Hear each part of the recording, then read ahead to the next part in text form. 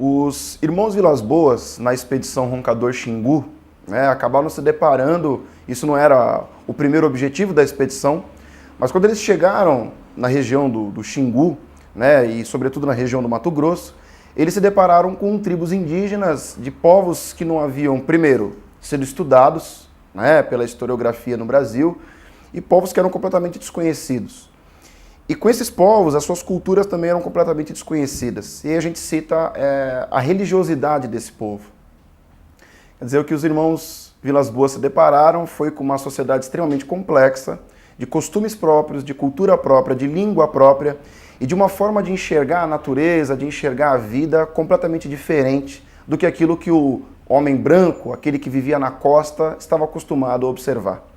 Dentre as questões que ele observou, ele percebeu que a sua religiosidade era uma religiosidade relacionada intimamente com a natureza. Nesse universo indígena brasileiro, não há muita diferença entre a realidade física e a realidade acordada com a realidade do homem que está dormindo, a realidade sonhada. Esses dois mundos eles se misturam completamente. Então aquilo que o pajé, que o curandeiro da tribo, ele ouve pela noite, ele entende que aquilo é um sinal de toda aquela espiritualidade que habita nas matas, dizendo para ele qual é a causa das doenças, qual é a causa dos males que aquela tribo vem passando. Ou seja, os indígenas, pela sua maioria, sobretudo na região do Xingu, eles acreditam em entidades espirituais chamadas de mamaés. Esses espíritos da natureza, eles auxiliam ao pajé, ao curandeiro da tribo, de como proceder na cura de determinados males.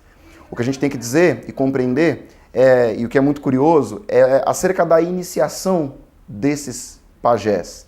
Como um pajé sabe que ele vai ser um pajé? A gente tem uma curiosidade muito interessante, há um livro do Orlando Vilas Boas chamado A Arte dos Pajés, em que ele apresenta a iniciação de um índio chamado Sapaim. E ele é muito interessante porque ele disse que ele estava na sua rede e ele teve uma vontade de caminhar para dentro da mata sem saber por que ele estava fazendo aquilo. E ele estava acordado. E ele começou a sentir um cheiro muito forte de fumo, sendo que ele nem fumava. E esse cheiro de fumo era muito forte, próximo a ele. Ele retornou para a tribo, para a sua rede, e entrou num estado de êxtase, e ele começou a visualizar coisas que ele não visualizava antes. O seu irmão, que era já um pajé, observou aquela situação e entendeu que aquilo era uma iniciação.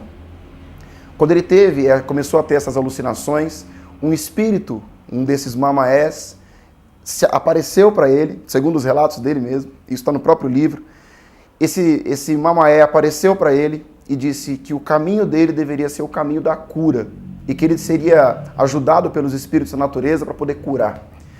Ele entra no estado de êxtase, de visões, ele passa a ter visões sobre as árvores, os espíritos, os animais, conversavam com ele, e ele saiu, disse que o espírito dizia: você agora é um ser livre, você pode caminhar por onde você quiser, na escuridão que você quiser, porque você tudo vai enxergar.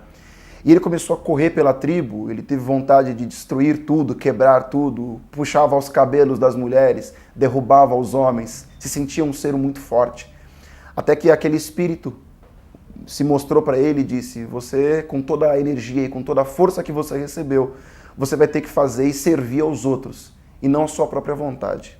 Isso acontece no meio da floresta amazônica.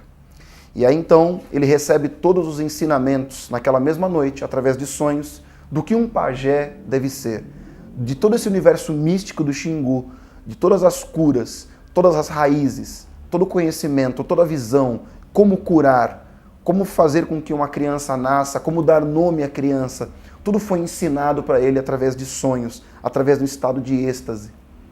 Interessante que se nós pegarmos tudo que foi escrito sobre essa questão espiritual, acerca das florestas do mundo inteiro, o êxtase do xamã, a questão visionária é um ponto em comum em todas essas tradições. E no Xingu não foi diferente. Olhando Vilas Boas, na verdade, todos os irmãos Vilas Boas tiveram contato com esse universo místico do Xingu. A cura, a visão de mundo, a necessidade de sermos altruístas e assim por diante. E, obviamente, uma sociedade igualitária. Deixo vocês, então, com mais este conhecimento, mais esta leitura. E, caso queiram, busquem mais informações em nosso canal.